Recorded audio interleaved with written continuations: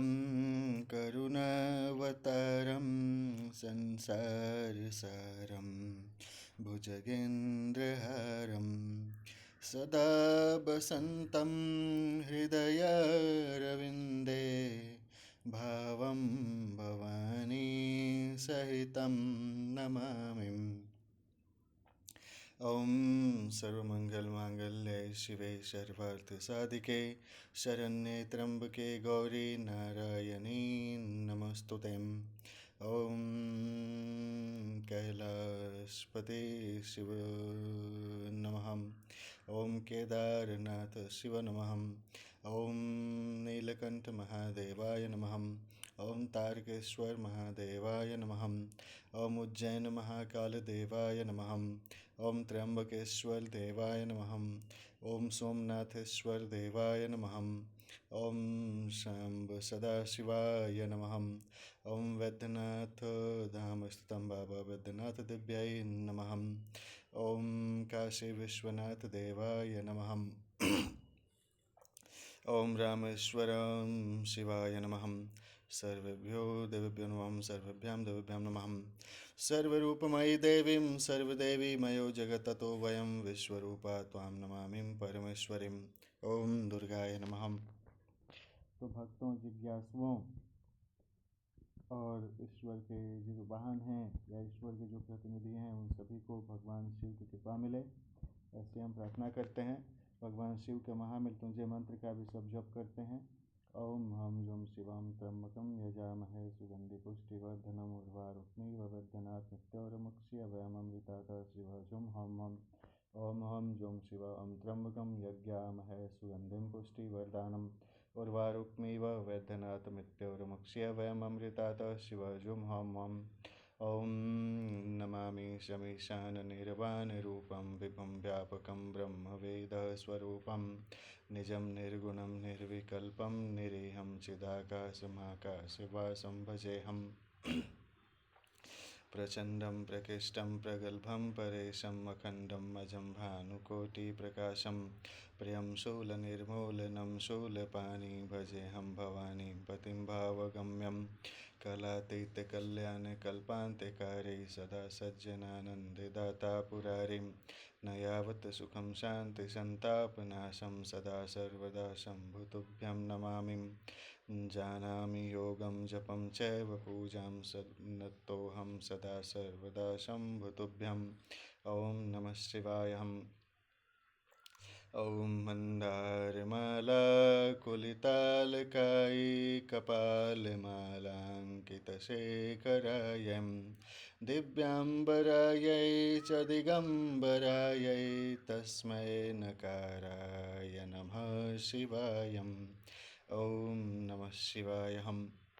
तो हम भगवान शिव से प्रार्थना करते हैं कि हम सभी को भगवान शिव का आशीर्वाद मिले और भगवान की कृपा दृष्टि से हम अपने जीवन में जीवन के संघर्षों से उबरने का शक्ति मिले, सामर्थ्य मिले, ज्ञान मिले, भक्ति मिले, संसाधन मिले, समृद्धि मिले। ओम विशुद्ध ज्ञान देवाय चतुर्वेदी दिव्य चक्षुषे श्रेय प्राप्ति निमित्ताय नमः सोमादिधारणम्। ओम विशुद्ध ज्ञान देवाय चतुर्वेदी दिव्य चक्षुषे भक्तिं प्राप्ति निमित्ताय नमः सोमादिधारणम्। ओम नमः शिवाय। तो श्री कोटि रुद्र संहिता की पाठ की कथा सुनिए, भक्ति से बोलिए शंकर भगवान की जय, हर हर महादेव की जय। प्रथम अध्याय में 12 ज्योतिर्लिंग एवं उपलिंगों की महिमा की कथा है। भक्ति से बोलिए शिव भगवान की जय। निर्विकार होते हुए भी जो अपनी माया से विराट विश्व का आकार धारण करते हैं, स्वर्ग और मोक्ष जिनकी कृपा से वैभव माने जाते हैं, जिन्हें मुनिजन सदा अपने हृदय में अद्वितीय आत्मज्ञानानंद रूप में देखते हैं, उन दिव्य तेज से संपन्न भगवान शिव शंकर, जिनका आधा शरीर शैलराज पुत्री देवी पार्वती से सुशोभित है, उन्हें सदैव मेरा नमस्कार है। जिसकी कृपा पूर्ण चितवन सुंदर है, जिनका मुख सदैव मंद मुस्कान की छटा से मनोहर है, चंद्रमा की कलाएं जिनके स्वरूप को निर्मल उज्ज्वल करती हैं, जो त्रितापों आदि भौतिक आदि दैविक तथा आध्यात्मिक को शांत करते हैं, जिनका स्वरूप सच्चिन्मय सच्चिदानंदमय एवं परमानंद रूप से प्रकाशित होता है, जो सदा गिरिजानंदिनी पार्वती के साथ विराजते हैं, वे शिव नामक तेज पुंज सबका मंगल करें। मुनियों ने सूत जी से कहा कि हे सूत जी, आपने लोकहित की कामना से भगवान शिव की परम पवित्र अनेक कथाएं सुनाई हैं। शिव जी के महात्म्य की कथा रूपी अमृत का पान करते करते भला कौन पुरुष तृप्त हो सकता है। मुने, आप इस जगत के मंगल के लिए पृथ्वी के तीर्थ स्थानों में श्रेष्ठ व प्रसिद्ध शिवलिंगों की कथा का वर्णन कीजिए। मुनियों के प्रश्नों को सुनकर महाज्ञानी सूत जी बोले कि हे ऋषियों, आपने संसार के हित की कामना से बड़ा सुंदर प्रश्न किया है। आपकी भगवान शिव में अगाध भक्ति और उनकी कथा में महान रुचि है। आपकी इच्छा के अनुसार मैं आपको शिव जी की उत्तम कथा सुनाता हूँ। भगवान शिव के लिंगों की गणना तो असंभव है, उनके असंख्य लिंग पूरे ब्रह्मांड में फैले हुए हैं।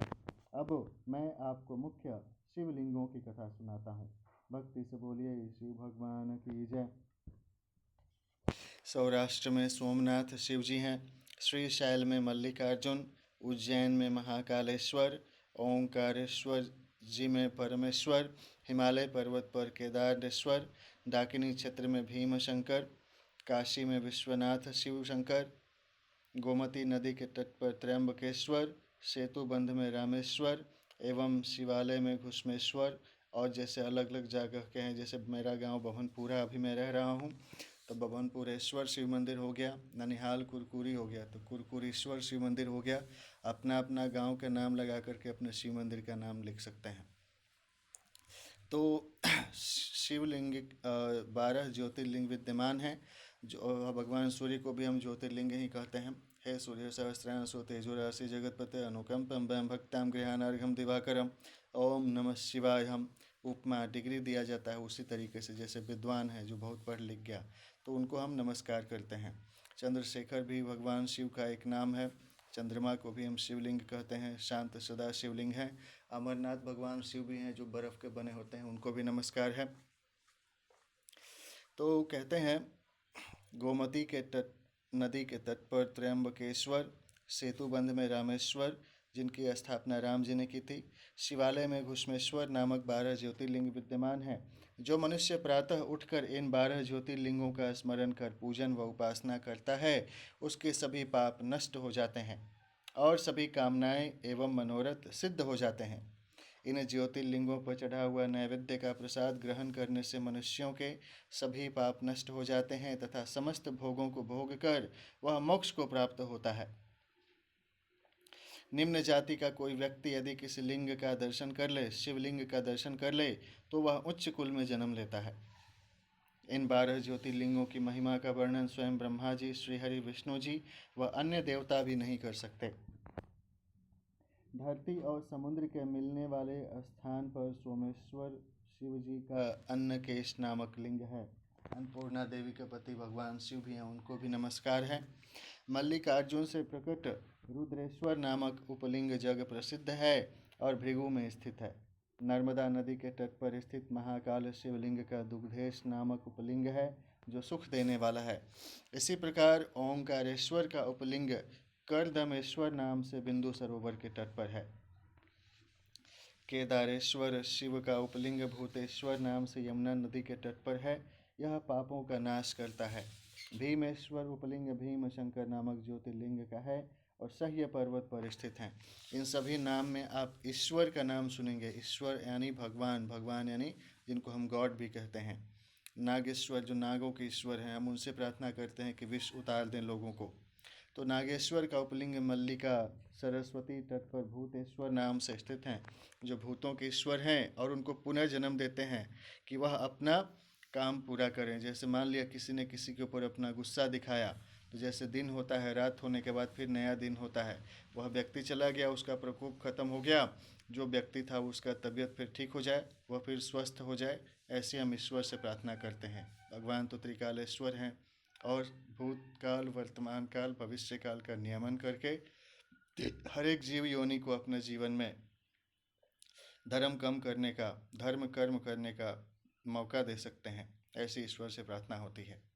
और रामेश्वर में घुष्मेश्वर लिंग के उपलिंग के रूप में व्याघ्रेश्वर लिंग स्थित हैं। इस प्रकार मैंने आपको 12 ज्योतिर्लिंगों और उपलिंगों के बारे में बताया। इनके दर्शनों से समस्त मनोरथ सिद्ध होते हैं। भक्ति से बोलिए शिव भगवान की जय। ओम नमः शिवाय।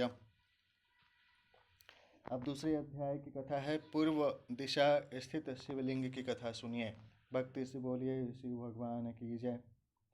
सूत जी बोले कि हे ऋषियों, पतित पावनी भागीरथी श्री गंगा जी के तट पर मुक्तिदात्री काशी नगरी स्थित है, जिसमें भगवान शिव निवास करते हैं।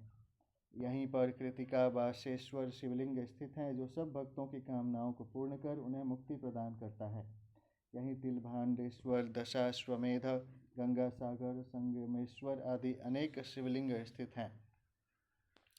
कौशिकी नदी के पास भूतेश्वर और नारेश्वर शिवलिंग स्थित हैं।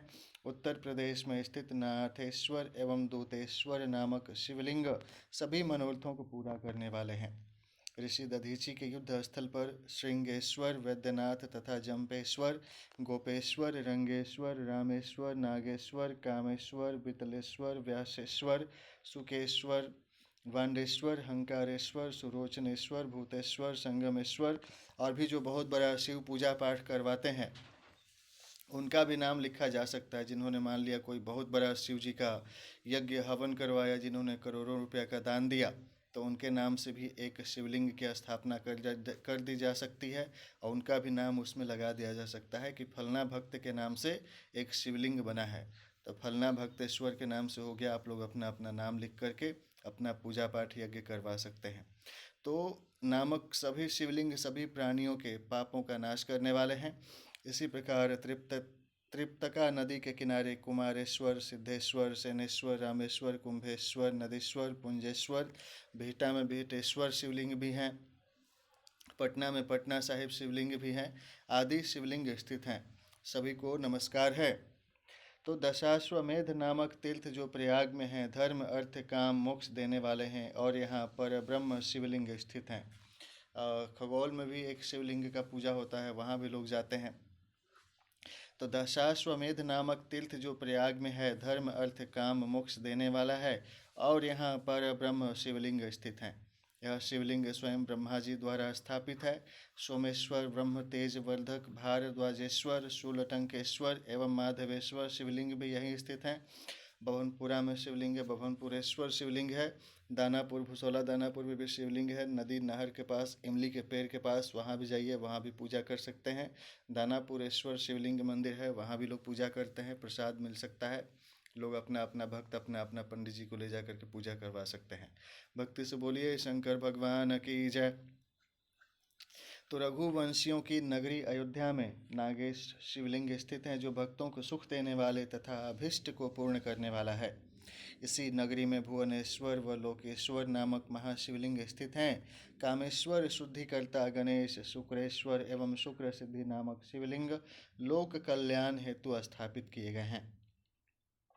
सिंधु नदी के किनारे बटेश्वर, कृपालेश्वर एवं बकरेश आदि शिवलिंग स्थित हैं। धूत, पापेश्वर, भीमेश्वर, सूर्येश्वर आदि शिवलिंगों को साक्षात परमेश्वर भगवान मान करके आराधना की जाती हैं। समुद्र के किनारे रामेश्वर, विमलेश्वर, कंटकेश्वर, नागेश्वर व धनुर्केश आदि शिवलिंग महाप्रसिद्ध हैं। और अब शिवलिंग की पूजा नहा करके पूजा करते समय अपने अपने हाथों में भी कर सकते हैं। अंगेश्वर शिव मंदिर हैं, जिनमें ऐसे आप पानी चढ़ा सकते हैं, इसमें दूध चढ़ा सकते हैं, ऐसे पूजा करके ध्यान प्रणाम कर सकते हैं। भक्ति से बोलिए शंकर भगवान की जय। तो यह तत्काल की व्यवस्था हो गई भगवान शिव को नमस्कार करने के लिए। तो कामेश्वर, शुद्धिकर्ता गणेश, शुक्रेश्वर एवं शुक्र सिद्धि नामक शिवलिंग लोक कल्याण हेतु स्थापित किए गए हैं। सिंधु नदी के किनारे बटेश्वर, कृपालेश्वर एवं बकरेश आदि शिवलिंग स्थित हैं। द्यूत, पापेश्वर, भीमेश्वर, सूर्येश्वर आदि शिवलिंगों को साक्षात परमेश्वर मानकर आराधना की जाती हैं। समुद्र के किनारे रामेश्वर, विमलेश्वर, कंटकेश्वर, नागेश्वर व धनुर्केश आदि शिवलिंग महाप्रसिद्ध हैं। चंद्रेश्वर लिंग की कांति चंद्रमा के समान उज्ज्वल है। इसके अतिरिक्त विद्वेश्वर, विश्वेश्वर, कर्दमेश्वर, कीटीश्वर, नागेश्वर, अनंतेश्वर, योगेश्वर, वैद्यनाथेश्वर, कोटीश्वर, सत्येश्वर, भद्रनामेश्वर, चंगेश्वर व संगमेश्वर नामक शिवलिंग पूर्व दिशा में स्थित हैं। तो इसमें इतनी बार भगवान का नाम आया है, ईश्वर ईश्वर ईश्वर, यानी भगवान का नाम आया है। भक्ति से बोलिए सभी भगवान की जय, भक्ति से बोलिए सभी भगवती की जय। अब तीसरा अध्याय की कथा है, अनसुईया एवं अत्रि मुनि का तप है। भक्ति से बोलिए भगवान की जय, भक्ति से बोलिए भगवती की जय। तो तीसरा अध्याय है, अनसुईया एवं अत्रि मुनि का तप है। सूत जी बोले कि हे ऋषियों, ब्रह्मा जी की नगरी में चित्रकूट नामक पर्वत है। वहाँ ब्रह्मा जी द्वारा मतगयंद शिवलिंग स्थित है, जो सभी प्रकार की संपत्ति देने वाला है। इसी प्रकार पूरे संसार में अनेक परम पावन शिवलिंग स्थापित हैं, जो मनोरथों को पूर्ण करने वाले तथा भोग मोक्ष प्रदान करने वाले हैं। पापों का नाश करने वाली गोदावरी नदी के पश्चिम में पशुपति नामक शिवलिंग स्थित हैं। वहाँ से दक्षिण की ओर जगत का हित करने वाला एवं अत्रि ऋषि की पत्नी देवी अनसुईया को आनंद देने वाला अत्रीश्वर शिवलिंग स्थित है। भगवान के नाम शिव भगवान ही अगर लिखें तो पूरे दुनिया में 10,000 से भी ज़्यादा भाषा है। भगवान 10,000 तरह से लिखा जा सकता है। लोग लिखें उसका भगवान नाम का किताबें छाप दीजिए कि दुनिया में इस भाषा में इस नाम से या इस तरीके से भगवान लिखा जाता है। भगवान पुराण हो जाएगा। भक्ति से बोलिए भगवान की जय। सूत जी की वाणी से अत्रीश्वर शिवलिंग व देवी अनसुईया के बारे में सुनकर ऋषियों ने पूछा कि हे सूत जी, इस अत्रीश्वर शिवलिंग की उत्पत्ति कैसे हुई और इससे देवी अनसुईया का क्या संबंध है, इस विषय में हमें बताइए। तब ऋषियों द्वारा उठाए गए प्रश्न का उत्तर देते हुए सूत जी बोले कि ऋषियों, दक्षिण में चित्रकूट पर्वत के निकट कामद नाम का वन है। ब्रह्मा जी के पुत्र महर्षि अत्रि अपनी पत्नी अनसुईया के साथ इसी स्थान पर निवास करते थे। एक समय की बात है, उस वन में 100 वर्षों तक वर्षा नहीं हुई। अकाल पड़ गया। मनुष्य पानी और भोजन के लिए तरसने लगे। चारों ओर दुख ही दुख था। लोग अन्न जल के अभाव में मर रहे थे। यह स्थिति देखकर महर्षि अत्रि व देवी अनसुईया बहुत व्याकुल हो गए। तब देवी अनसुईया ने अपने पति से कहा कि स्वामी, मैं इन प्राणियों को इस दुख की स्थिति में नहीं देख सकती। कुछ प्रयत्न कीजिए ताकि इनके दुख दूर हो जाएं और प्रसन्नता छा जाए। अपनी पत्नी देवी अनसुईया का निवेदन सुनकर महर्षि अत्रि पद्मासन में बैठ गए और भगवान शिव के चरणों का ध्यान करने लगे। इस प्रकार जब वे समाधि में बैठ गए तब उनके सभी शिष्य उनको अकेला छोड़कर वहां से चले गए, परंतु देवी अनसुईया अपने पति की सेवा में लगी रहीं।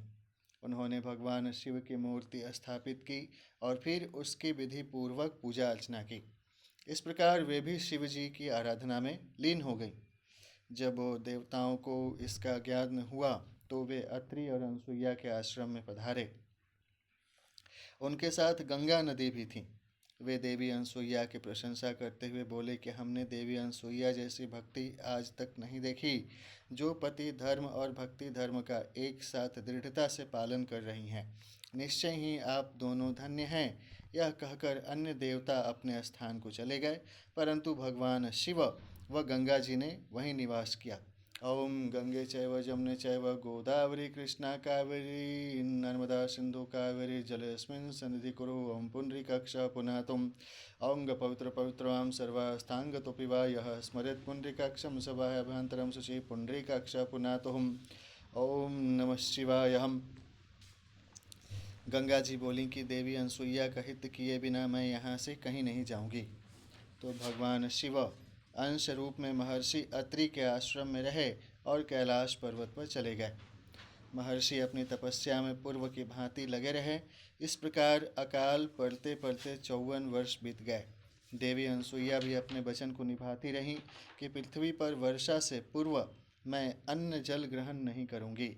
अनसुईया श्रद्धा भाव से शिव जी के चरणों में अपना ध्यान लगाती रहीं। भक्ति से बोलिए शिव भगवान की जय, ब्रह्मदेव की जय, विष्णु भगवान की जय, सरस्वती देवी की जय, लक्ष्मी भगवती की जय, दुर्गा भगवती की जय, काली भगवती की जय हो, गायत्री भगवती की जय हम।